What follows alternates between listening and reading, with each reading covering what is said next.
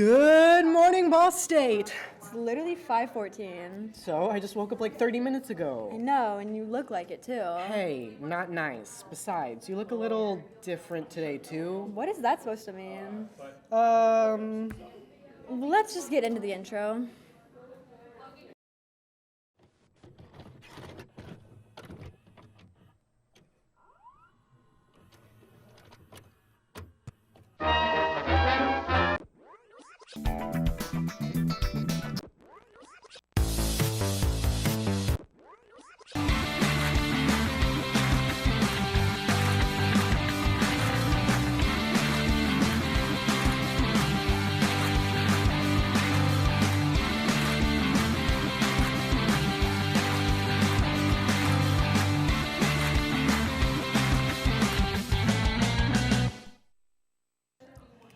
hello, everyone, and welcome back to The Real Deal, Ball State's premier entertainment news show. I'm your host, Josh Pavlovsky. And I'm Collin Marith. This morning, we have clouds rolling in from the east and a chance of rain. Wrong show. Sorry, I'm not a morning person. It's not the morning. Hey, assistant, can you fetch me a coffee? We don't have assistants. Then who's been making my coffee every morning? You probably have been stealing somebody else's coffee. Hopefully it's not the person giving this next segment. Hey guys, Ragnarok is coming. No, not the literal end of everything and everyone. God of War Ragnarok. 4 years after the last game, we are finally getting the next entry. Now, everyone loves God of War 2018. However, I've noticed that not many people that played God of War 2018 have played the original trilogy that was released on the PS2 and PS3. So before the fifth game comes out, I decided to go back and play the original trilogy for the very first time. And they are all really solid games. Unlike 2018's over-the-shoulder camera, every game in the original trilogy was able to capture all of the action happening around Kratos. They were beat-em-ups on a larger-than-life scale with big monsters and even bigger gods. The original trilogy goes over Greek mythology, unlike the Norse mythology that the new games are covering. Let's talk about our main character in these games, Kratos. In the original trilogy of games, he's a very simple anti-hero. Long ago, he gave up his soul to Ares so he could win a battle. He was then cursed with the Blades of Chaos and tragically murdered his wife and daughter after Ares tricked him into doing so. This begins a journey to find and kill Ares and a pretty epic final boss. For the people that have played Elden Ring earlier this year, the final boss is set up in a similar way to Milena. If Ares hits Kratos, he will regain some of his health. This leads to a pretty intense final battle in the game. Once Ares is killed, Kratos becomes the God of War. Hey, that's the name of the game. Anyways, God of War 2 picks up a while after Kratos becomes the God of War. Zeus ends up taking away his powers, which leads Kratos once again on a revenge mission. If you play through these games, it is at this point that you begin to realize a pattern in the gameplay. At the very beginning of God of War 2 and 3, you start out with full health, magic, and all the movesets from Kratos in the original game. However, moments later, the story finds a way for Kratos to lose everything and have the player start at the very beginning. This is a very little detail that I love. God of War 2 and 3 are really good companion pieces to each other. They are both these big innovations on what the first game brought to the table. The battles are bigger and better, and Kratos is angrier than before. Kratos as a character in these games is pretty interesting. As you play through more of the games, you begin to realize how flawed his actions are. He does have a point that some of the gods are evil, however. That does not mean he is a little saint. He sometimes kills people that are undeserving. If a person is in his way, he will see them as an object and violently throw them to the side. He is one of the biggest anti-heroes I've seen in gaming. And by the time he finishes his journey and completes his mission in God of War 3, he kind of destroyed the whole world. He does realize what he has done and casts a spell that does stop the destruction on the planet, though, and disappears to the Norse world, which leads us to God of War 2018. God of War 2018 by itself is meant to be a legacy sequel to the God of War games that anyone could hop into without playing the older games. However, if you have played through the original trilogy and jumped straight into God of War 2018, the story hits even harder. In this new game, Kratos now has a son named Atreus, and they go on a journey to the highest point in all the 9 realms to spread the ashes of his late wife. A detail about this game that I love is that it is presented in a way that looks like one uninterrupted shot throughout the whole game. It fits the story they are trying to tell, and it just makes me wonder how they pulled off such a thing.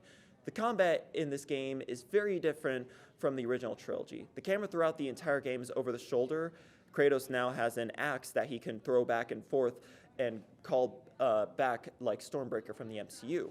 And the game implements mechanics relating to loot. Thankfully, you could breeze through the main story without really touching these mechanics because they're kind of annoying. However, the endgame missions require that you go out into the world and try to loot as much as you can, especially for the Valkyries. The Valkyries are the bane of my existence. They are so unbelievably hard at times. Fighting them is a fun challenge. However, I went into these fights not expecting that, so I just got destroyed for a while. The change in tone is really interesting. You could just tell that the creators had kids and it kind of changed them. It is a father and son tale that has themes that I think parents can relate to.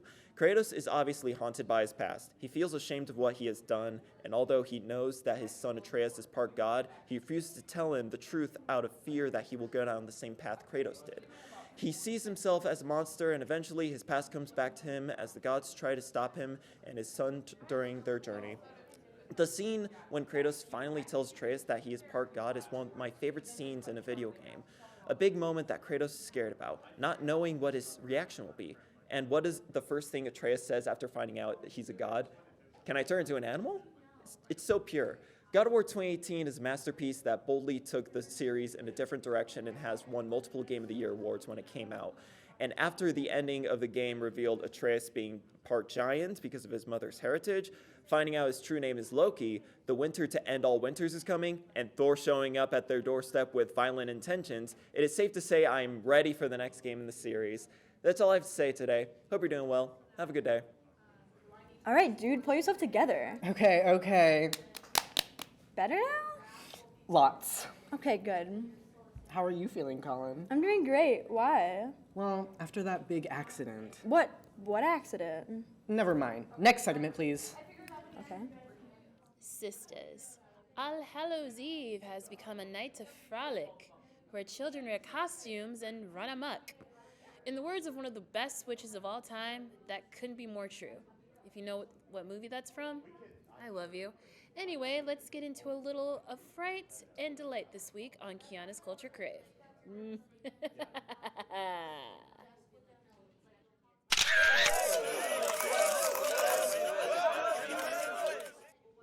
Hey guys, welcome back to Kiana's Culture Crave. Well, it's that time of year again. Not Christmas, not Thanksgiving, even though it can't get here soon enough. Nope, I'm talking about none other than Halloween. The time to dress up and to be a kid, eat all the candy, but having to choose between hot chocolate and hot apple cider. Even pumpkin spice cupcakes and cookies. And what says Halloween than busting out your favorite Halloween movies, like the ever so iconic Sanderson sisters? Why not? Now, I know I'm a little underdressed for this occasion, but I'm saving the theatrics for next weekend. I have 3 costumes, 2 simple and 1 extra. But not the point. If you're looking for a great Halloween movie to watch in the days leading up, you may want to check out Hocus Pocus 2. That's right. The Sanderson sisters are back, causing more havoc in the town of Salem, but in the present day. This trilogy has become one of my favorite Halloween movies to watch, mainly because of the performances by Bette Midler, Kathy Najimy, and Sarah Jessica Parker's performance as Winifred, Mary, and Sarah Sanderson. The sass, the humor, the wittiness, everything about them just ties the whole movie together so well, and the sequel is no different. It brought back a nostalgic feel for the first time since I watched it back then. But obviously, no spoilers. I'm not wicked like that. Or am I? But anyways, that's all I have on the menu for today. I hope you all have a very safe and fun Halloween. And next segment, I won't be too overdressed. I don't want Winifred to give me a hard time about it. Anyways, thank you so much for watching, and I will see you next week for another plate of Kiana's Culture Crave. Bye, guys. Dude, what accident are you talking about? What? You said I had an accident. Yeah, and? Am I lying? I genuinely don't know what you're talking about. I think it's best you don't reopen old wounds. You're actually going to drive me insane. Don't do that. We need you for the show. Oh my gosh, why don't you just rip the Band-Aid off and tell me? Because we have to get to this next segment. Hello, everyone. My name is Jeremiah Cottrell, and this is my first segment. So I'm going to talk to you guys about a movie that I just watched about a favorite series that I have actually started called Demon Slayer and their movie known as The Mugen Train. So it starts off where the first season actually ended with Zetsuo, Inosuke, and Tanjiro all getting on the train to hopefully find out what is going on with this train and why the passengers are missing. Find out there's a demon on the train along with their flame Hashira known as Rengoku, who is by far my favorite character in this show. Anyways, so after they find out there's a demon on the train, they actually fall asleep and actually have some really fun dreams that I actually like. In Inosuke's dream, all of them are just underlings for him as he battles a centipede train, which I never thought I would ever see, but it's really nice. In Zetsuo's dream, he actually is going on a date with Netsuko, which I absolutely enjoy. They are very cute together, and honestly, I am a big shipper of them. However, in Rengoku's dream, I actually thought it was pretty interesting, actually. We actually get to see how his life is, and it's not good, in my opinion. His father you find out, was a flame Hashira, but he doesn't really care about being a part of a Hashira anymore. He doesn't care about his sons, he doesn't actually train them anymore, and you find out that he also has a little brother, which is pretty cool. He tells him to follow his dreams and to never give up. But in Tanjiro's dream, you find out that he wants his family back. In his dream, you see all his family members are alive. They're honestly doing good. And it's really sad that when he finds out that he is in a dream, he actually has to leave them behind. It's a really touching scene that I actually a little bit teared up on, but that's okay. But my favorite scene actually has to be the final 40 minutes of this movie, which is the battle between Rengoku and Akaza, the third upper moon. It's honestly has the best animation that is by far I've seen in this movie.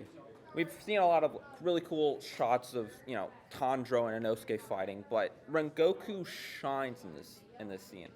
It has some of the best fighting animations, the best sword animations. Honestly, it's really beautiful.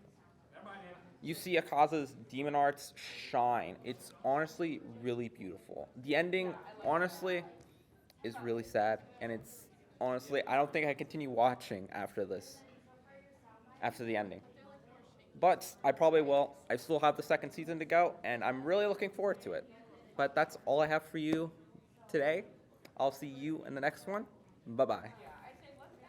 Okay, this segment is over. Now tell me. Tell you what? I'm so being gaslit right now. Gaslighting doesn't exist, silly. Yes, it does, dummy. Whatever you think. Maybe you really do need that coffee. Hey, assistant, can we get a coffee, please? I thought you said we didn't have assistants, though. Not for you. They only listen to me. No way, Jose. My name's not Jose. Okay, whatevs. At this point, let's just get to the final words. Hi. So recently, the Backseat Lovers have announced they're coming out with an album, Waiting to Spill, and so far they've released 3 songs from that album as part of a preview, and they're really great. My favorite has been Growing and Dying on that album.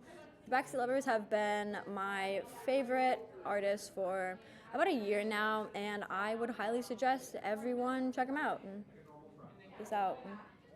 Hey lovers, it's Josh, and it's getting cold, so I've been snuggling up and watching some shows, and today I'm going to talk about a few of them.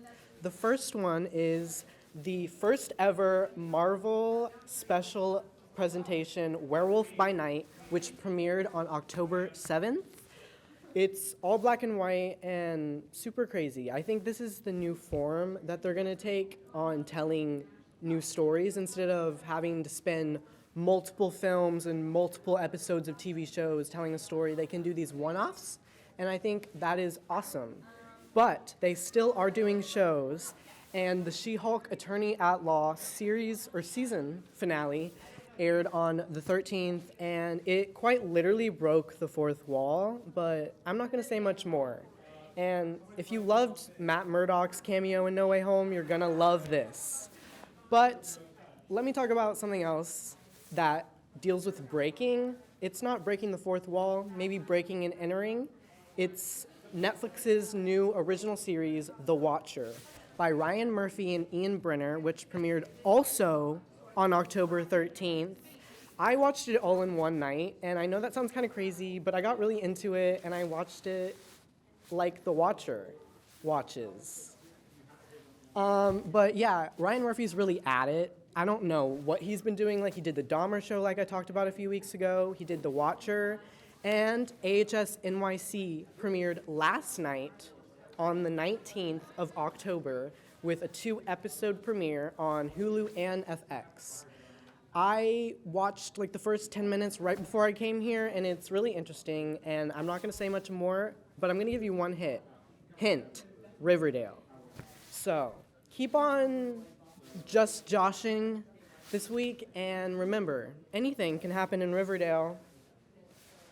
Okay. As always, thanks for watching. If you want to see anything else from us here at The Real Deal, check us out on Facebook, Twitter, Instagram, and website.